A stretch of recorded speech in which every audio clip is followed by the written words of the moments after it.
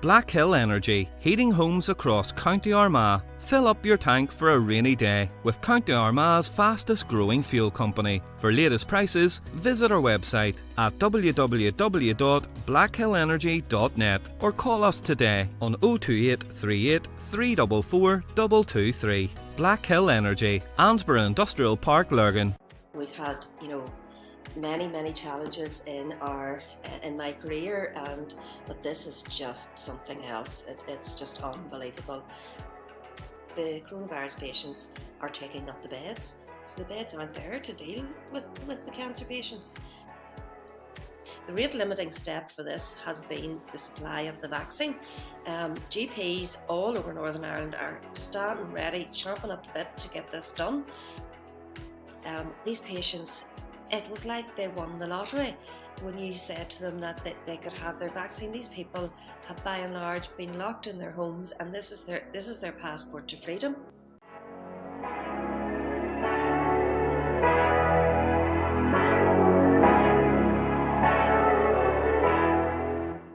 You've just been listening to Dr. Frances O'Hagan, who is our guest on this episode of Armagh Eyes podcast. Dr. O'Hagan is a senior partner at the Friary surgery in Armagh, as well as being deputy chair of the British Medical Association GP Committee in Northern Ireland. She spoke to me, your host Elaine Ingram, about the way medical practitioners are running their practices in this changed COVID world, the pressures that they're under and how they've been dealing it along with their staff and their patients. She talks about the rollout of the Oxford Astrazeneca COVID vaccine and how well it's been received. And she also talks about her hopes for the future and how and when she thinks that we'll get back to some semblance of normality. So let's hear what Dr. O'Hagan has to say. Thank you very much, Dr. O'Hagan, for speaking to me this morning. I'm sure to say you're busy is a vast understatement. That would be very true indeed. It is indeed. We are exceedingly busy at the minute, both in practice and in the COVID centres. And now we're starting to roll out the COVID vaccine as well, all of which is new work. So yes, indeed, we're very busy. Yeah, I mean, this has to be the hardest time for GP surgeries. I mean, I know you've had it tough in recent years. You've lost a lot of GPs and, you've spoken about that. But this must be the hardest thing you've faced in, ever. Oh, absolutely, ever. We've had, many challenges in my career, but this is just something else. It's just unbelievable. And certainly at the minute we have so many patients who are positive, so many patients who are admitted to the hospital, so many relatives who now have empty seats at their tables, and it's just raging its way through our community. And that's all on top of, that's something we haven't dealt with before. This is traditionally one of our busiest times of the year, and it's just it's nearly unbelievable. It's very difficult to quantify just how difficult it is. Yeah, I mean, there's 67 patients in intensive care at the moment, I believe, in Northern Ireland. 832 patients in the hospitals, and it's unprecedented. I mean, these numbers are the highest ever. Yes, and remember, whenever those patients are being looked after, which they absolutely have to be, those beds are not being filled by the patients that would traditionally fill those beds. So we have patients that are not being cared for, that would normally have been cared for. All our surgeries, all our red flag, which is our cancer work, all that's sitting on pause at the minute, because this virus is rampant in our community and is affecting so many people, and hence is taking up those precious beds that would normally be used to deal with all the other illnesses that would happen at this time of the year. Yeah, I mean, obviously this is flu season, and particularly for older people. But you mentioned the cancer patients there. Having to choose between cancer patients and coronavirus patients, it must be very difficult decisions that the government has been making lately. Well, basically, the coronavirus patients are taking up the beds. So the beds Yeah. aren't there to deal with the cancer patients. And as well as that, if you're a cancer patient and you come in contact with the coronavirus, your immunity is weakened, and that makes you more vulnerable and more at risk, especially those cancers. For example, the hematological cancers, the cancers that are affecting patients with blood cancers. Those patients are exceedingly vulnerable to the coronavirus. So if they're admitted and come in contact with the virus, then that's a huge risk in itself.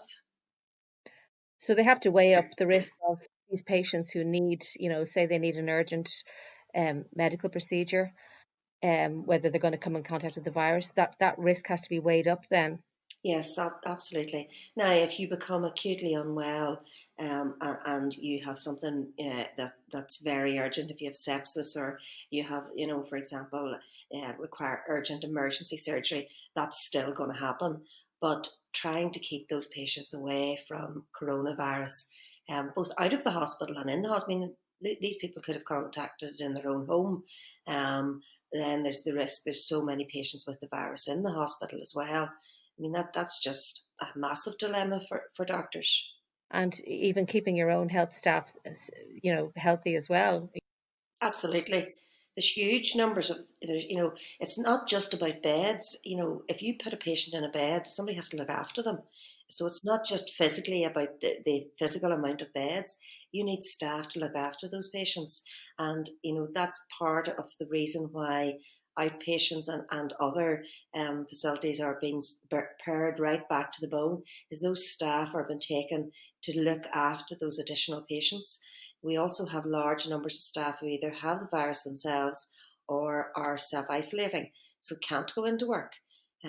So it's really the perfect storm. Yeah, it really is. And things like um, the track and tracing now. What has the Mm-hmm. uptake been for that? Because initially, that was, it was the great thing that was coming out. But anecdotally, I don't know if there's any. You would imagine that people are maybe afraid to, if somebody gets notification saying that they've been in contact, and then they have to go and take 2 weeks off work, even though they feel perfectly healthy. Do you think there's maybe a little bit of people that are becoming more reluctant as time has dragged on with this? Yeah, as time has gone on, people have got fed up. There's no question about it. Now, I would like to think that most people, if they're asked to isolate, that they will. But there is the risk. I mean, there are people who are not paid if they're not at work, and there is the risk that people will go on ahead, and that's a massive risk, and it's so dangerous. And our numbers are still really, really high, and really high in the Southern Trust area. I just hope that people would obey the rules and would self isolate. But it is a challenge to get everyone who's been in contact with a positive case. It's a challenge to reach them all and to let them know to self isolate. While track and trace is working away, the numbers are just so vast. It's difficult to see how they can get round every single contact. Yeah, and you mentioned there, that people are getting, fed up because it's going on so long. Even things like I've noticed myself. Do you remember in the first lockdown, people were at petrol stations, using gloves and everything. I mean, I can't remember the last time I saw that. So do we just need to become more vigilant again? Because it's worse now than Yeah, ever. we do. Just look at the numbers every day. The numbers are, yes, they're down a bit, but they're by no means down to where they should be. The numbers are still huge. It's still very possible to pass this on. I agree with you. This lockdown does not feel like the first. Obviously, I've still been going out every day because that's my job and I have to. But I mean, in the first lockdown, the roads were empty. There didn't appear to be anyone about. It doesn't feel the same this time round. No, there's just as many cars on the road now, and that's without the school Yeah, traffic. So it just goes to show that people, but that's, often is necessity. There people have to work, and you know, I don't know. yeah. I don't know either, but it just doesn't feel as restricted as the first time round. Yeah. I'm not really sure why that is, but that's just the feel of it. Yeah. Yeah. And you've had so much experience yourself now. Do you think that if you had been a younger doctor, starting out, your experience has that helped you in any way, being able to, deal with the pressure? Yeah, I think there's no doubt as you move through your medical career, you get, as you come across things and you gain experience, you do also gain that level of confidence. And yes, absolutely, I have to say that I feel that, my wealth of experience has definitely helped and has helped with decision making and just, my general confidence. It's if you're, I would have to say if this was my first placement and I was just out, this would be so daunting. I find it very daunting, and I've been in medicine for almost 30 years. If this is your first experience of medicine, I would feel very sorry for you. And what does, just take us through, what does an actual day in your, like, you go into your surgery and what are you facing every day now, Well, I have two options in my day. I can be in the surgery or I can be in our COVID centre. So in the first instance in the surgery, we're normally in and at our desks shortly before 8. We need to get our blood results checked that have come down from the day before, get our letters checked, and then see if there's anyone we need to contact depending on what comes in on that. Our phones open at 8:30. Everyone is asked to, as it's known now, phone first. So, are people complying with that? oh yeah. I mean, people understand the reason for it. You can't just walk into a surgery, because if you walk into a surgery and you're positive, you're going to infect everybody that's there. So we must protect all our other patients, and we must protect our staff as well. So people understand the rationale behind it, and the vast majority of patients now totally understand that our reception staff are totally bound by confidentiality. They're not really interested in what the issue is, other than making sure that the GP has enough information to move on, and they get the details down and they move to the next patient. It is really important that you give the receptionist sufficient details so that the doctor can find the sickest people first. To give bare minimum details, and then when the doctor does eventually get round to you and finds it's something completely different, that's not helping anybody. We must know what it is you're phoning about that day, so that we can pick out the people. We don't phone you back in order of people who happen to just have got in first in the queue. We phone you back depending on the details that you have given the receptionist. So it's really important that you give sufficient detail so that the receptionist can give us sufficient detail to be able to say, right, okay, I need to ring this person next. This person has chest pain. This person is suffering badly from the virus, whatever, versus, I'd like to talk about blood results that got done 3 weeks ago. There has to be an Yeah. order of priority. So we move down through the list, prioritise the patients depending on what they've said to the receptionist, and ring them back. And when we ring the patient back, we can then decide, we can have a chat to them, and we can decide, depending on what their problem is that day, do we need to give them a prescription? Do we need to organise some bloods? Do we need to give just some general advice? Or do we need to see that person? Or does that person need seen in the COVID centre? So if you or your child or anyone has symptoms that could possibly be COVID, we will not bring you into the surgery. We cannot bring you into the surgery because that will endanger the patients we are bringing in. We can't have you in the same waiting room. But we will arrange an appropriate assessment in the COVID centre by other GPs. So the patients that we bring them in at an appointed time. We ask them to come at the time they're appointed, because we are, all the GPs can see who's bringing patients in, and we try to arrange, it's staggered so that we have the least number of patients in the waiting room at any one time. So we very much ask that if you're given a time to come, it's so important that you come at that time. Otherwise, we will end up with more people in the waiting room than we want, because obviously there's always the case that people could be infectious and haven't shown symptoms yet. So we're trying to protect everyone. And then we will see the patients and deal with them in the usual manner. If we're sending someone to the COVID centre, we have a rota between all the practices, and it's GPs that are in the COVID centre. So when it's my turn to go to the COVID centre, I will be there either in a morning session or an afternoon session. And I will see patients from all the practices in our area in Dungannon. And it's done in a very controlled manner there. The patients are brought in one at a time. There's no wait. You wait in the car. You're again brought over at a time so that you're staggered. You're brought in, you're seen, and you're then taken out again a different entrance so that you're not meeting other people, and it's in a very controlled, organised manner. And it's a GP assessment just like it would be in your own surgery, but you're safe and other people coming to the centre are safe as well.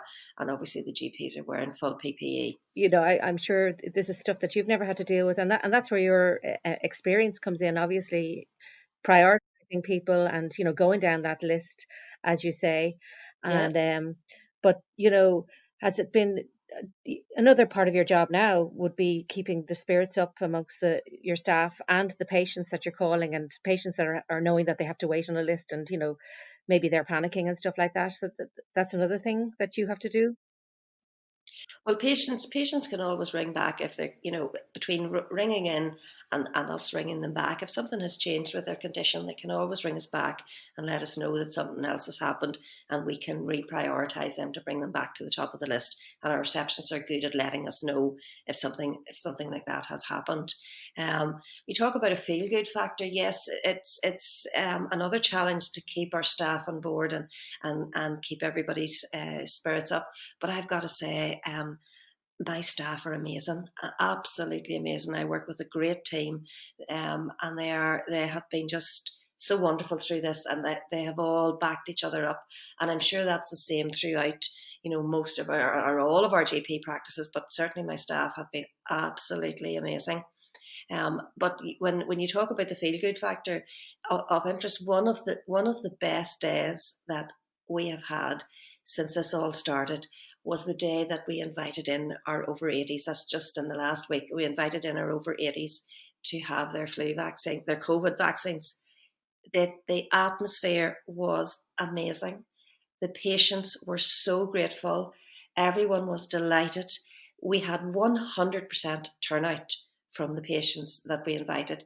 I have never, ever in my time done a clinic where we had 100% turnout. They were all so delighted to get their vaccine. They were thrilled. They were in fantastic form. The atmosphere that day in the practice was just amazing. And we had some really lovely messages afterwards about how grateful they were and how easy it was and how easy we made it to get the patients in. So I'm really looking forward now whenever the government will allow us to call our next cohort, which will be the over 75s. As soon as they give us vaccine for that group, we'll be ready and willing to do it all over again. So the over 80s are you've finished with that group now. They had the Pfizer vaccine, is that correct? No. The Pfizer vaccine has been given in the trust, so the only over 80s who get the Pfizer vaccine are in the nursing homes, and they're more or less finished, the nursing homes. We have been given the Oxford or the Astrazeneca vaccine, and we are tasked to give it to patients who are able to come into us. So there are a few housebound patients still left to do, and that will be organised by our district nursing team, just like the housebound flu patients. We're still waiting on some definitive direction on the ability to move the vaccine about, because each vial contains 10 vaccine. So it's not like the traditional flu where you'd have taken one vaccine out to a house. The nurses will have to have 10 patients lined up and do 10 house visits in a row to be able to use the vial appropriately, so we don't have any wastage. This is such a precious commodity. We don't want to waste not one dose. So we've been tasked to vaccinate the cohort of patients with that vaccine, and that's the one we will continue to use. And remember, all patients need a second dose, and the second dose for the Oxford vaccine is recommended at 10 to 12 weeks. Unlike the Pfizer, it's recommended after 3 weeks, but this one is recommended between 10 and 12 weeks. So we'll have to call everyone back again at that time interval, but we will do that. Yeah, it's interesting that you say you had 100% turnout. That's amazing. But do you think maybe because of the age demographic? Because you know it's no secret that the vaccine has been quite divisive amongst people, and there are people out there that are wary of it, and I suppose for obvious reasons that it's taken, it's been a lot quicker than what it normally would be for a vaccine to be approved and all the rest. We know all about that. But do you think that do you expect to get such high numbers as you go down the list of, when you get to the regular patients, the younger patients maybe, or healthier patients, to have an uptake? And will that have an effect on on how effective the vaccine is? Well, yeah, I mean, it's going to be interesting to see. I mean, as I say, never in my career doing any clinic have I had 100% turnout. And anecdotally, among my colleagues, they're saying the same thing, that they're absolutely delighted with the turnout in this age group. These patients, it was like they won the lottery when you said to them that they could have their vaccine. These people have by and large been locked in their homes, and this is their passport to freedom. And it'll be interesting to see as we go down the groups what the uptake is. But the other group of patients, talking to my trust colleagues who are given the Pfizer vaccine, there was a lot of talk about the Pfizer vaccine, but when it came to it, the uptake among the staff has been really, really good, because the staff that have been offered it have been dealing on the front line with patients with COVID, and they've seen what has happened. So certainly the uptake among staff has been very high. The uptake among this age group has been very high. I just wonder, there's all this talk about, I wouldn't do it for this, that, and the other reason. But when it actually comes your turn to be offered it, I just wonder how many people will go, no, I'll take my chances. I know. And it's one thing saying it, but but put it this way, talking to all my colleagues, I just thought, well, there's no anti-vaxxers over 80 in Armagh, but that's been the case right across the province. And I just wonder when it actually comes to it and it's your turn and you're said, you can have the vaccine. I just wonder where people put their money where their mouth is and actually not take it. I don't know. I'll see. Yeah, because I mean, I suppose for all sorts of things as well. The airlines are talking about, not being able to travel as well if people don't take it. So that's another thing that people might say. Well, if they're not sure about the actual vaccine, they might say, well, if I want to go on my summer holidays next year, maybe Well, I think SAGA come out this morning. Now, I know they deal majority with people over 50, but they have come back this morning to say that they'll not be accepting any bookings from somebody who hasn't been vaccinated. Yeah, I think that might be something that's going to roll out amongst a lot of holiday places. How many vaccines have you actually administered to date? I would need to check. We've only administered our over 80s. That's all we have administered. So that's in and around. Oh, and we have also vaccinated our own staff because we were asked to do that. Obviously, the staff need to be vaccinated to be able to give the vaccine. So it's around about the 300 mark. But look, we're ready to go. The minute they give us more vaccine, we'll be out there putting it in people's arms. The rate limiting step for this has been the supply of the vaccine. GPs all over Northern Ireland are standing ready, chomping at the bit to get this done. Until they give us vaccine, until we have more vaccine in our fridges, we can't do it. Yeah. And I know they're on the TV saying, oh, we're doing this and we're doing that. The reality is we haven't got the vaccine to do it. We're lucky in that we have last week got all our over 80s. Some of the practices in Northern Ireland have not, will only be getting the balance of their over 80s in the next few days. And you've got to remember, to run a vaccine or run any sort of clinic, you have to be able to say, okay, I have to get the vaccine. I then have to wait and actually get the delivery. Then I have to contact these patients. Then I have to set up a clinic. Then I have to stop doing everything else I'm doing and just turn on emergency cover. And then we have to get everybody in the practice, working to run the clinic. It is a huge body of work. So, don't underestimate that the size of this task, but we will get it done. But we're limited. We are waiting on them to give us more vaccines. We would vaccinate our over 75s, our over 70s, or whoever else the minute they give us the vaccine. But until they give us the vaccine, we can't do it. So the message, please, if the message is anything to get out to the public to say, look, if you are not contacted by your practice doesn't have your vaccine, stop ringing them. There's no point in ringing them because all you're doing is blocking the phones and stopping them when they actually do get the vaccine, ringing their patients to get them in. Once we have your vaccine, we will ring you. The message is very clear. Don't ring us, we'll ring you.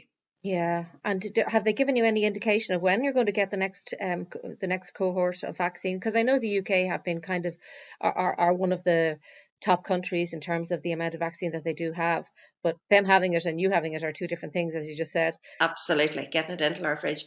Well, they're telling us within the next couple of weeks. So, as I say, we're at their mercy, but be very reassured the minute that we have got a vaccine, we will contact the people that are due it and we will give it to them. And the other thing to be very clear about is the government is being very, very clear with us that they're giving us only the numbers of vaccines that we have patients in that group. So we can't just say, let's say they give this the over 75s next. We can't just say, oh, that's okay. Sure, we'll give a few to somebody who's 60 or somebody who's whatever age. We're not. We've been given them on a name patient basis. We have to submit our numbers, or they know our numbers of patients in that group. They will only give us that amount of vaccines. So if I was to give a vaccine to somebody outside that group, I'm giving somebody else's vaccine away. And that we can't do that. Is it only the people that are registered in your surgery that you're administering the vaccine to, or is it anybody in that age group, that it presents to you, or that are, well, obviously you're sending out the invitation. So is it only people that are registered with the surgery, or the only people that we've given outside the people that are registered with surgery is our staff, and that's just a one-off. A small amount of people is the staff, but other than that, it is absolutely only the people that are on our own books. So your own GP will be the person who calls you. Yeah, and that's going to be the same for all the GP, all the surgeries around Armagh and everywhere else. And what are the next group of people then? It's the over 75s. Yeah. And then does it come? And the next group then is the people with the next group will be with medical issues like the clinically very vulnerable and the over 70s. It's people, for example, people who have had transplants, or people who have blood cancers, or people who have asthma in itself is not enough. It's extremely severe asthma. It's the people that would have been previously shielding. And then it moves on from there.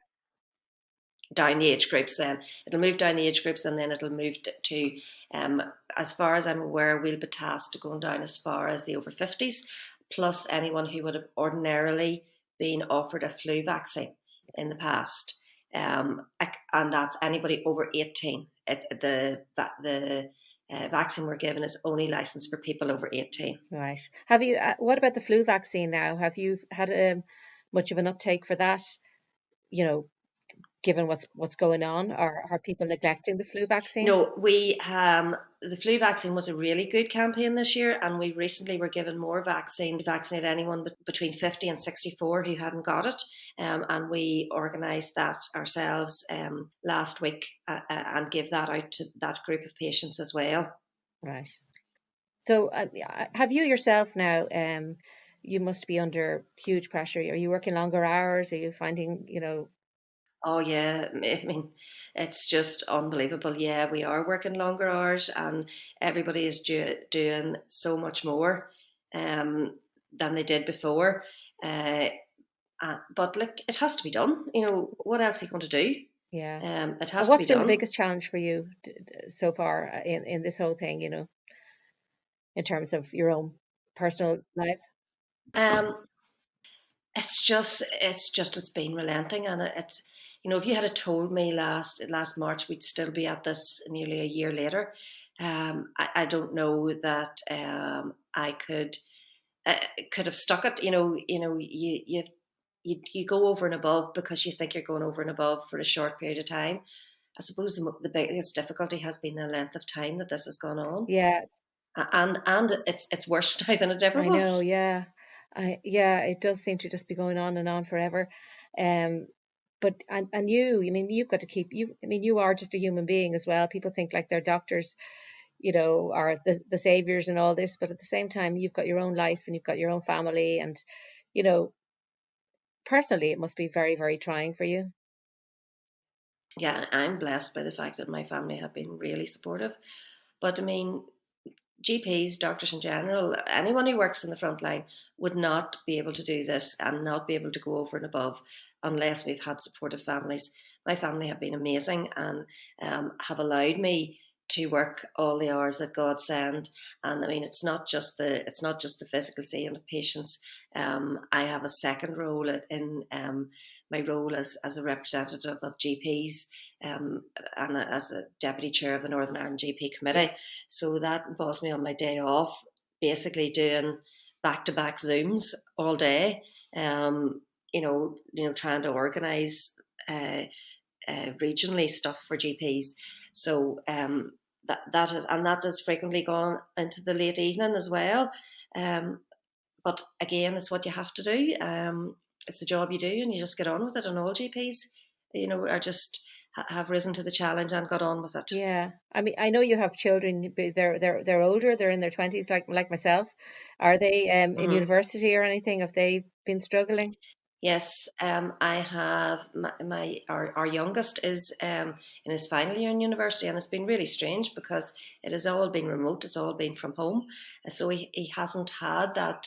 And a lot of last year was from home. It's very hard. It's really strange that they're not getting that university experience. It's really, really. I don't know. It's difficult for them. I also. I've got to say, what I'm looking forward to most this year, or I'm hoping, our oldest son is due to get married at the end of the year, and I'm really hoping that we'll be able to celebrate that with family and friends. That would be something I'd be really looking forward to. Yeah, by the end of the year, hopefully. My sister got married there last year, and it was, the behind the masks. There was only a couple of people there. When do you think that life will return to some sort of normality, realistically? Probably towards the end of the year. I'm hoping.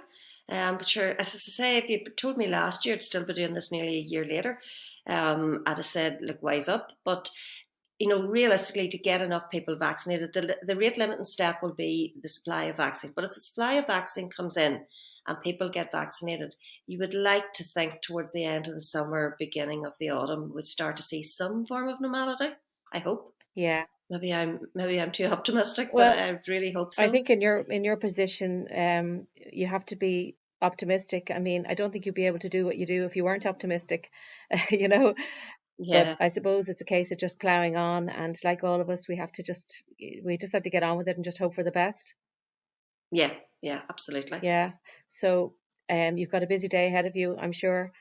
Yeah, I do indeed. Yeah. As you can see, my phone has been going off there several times. Yeah. And I apologise for that. No, not at all. Thank you so much, Doctor, for taking the time to talk to us and filling us in with what's going on. And hopefully those vaccines will get rolled out and you'll have just as high an uptake in the next cohort as you have had, because I think that's, realistically, that's the only way we're going to get out of this lockdown situation where we're, in lockdown and out of lockdown. Otherwise, God knows, this could go on for a lot longer.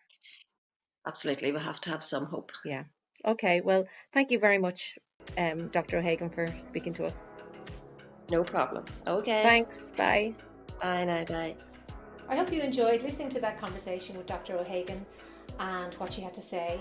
We have some great guests coming up on our podcast in the coming weeks, so make sure you keep your eye out for those and keep getting all of your local news from Armagh.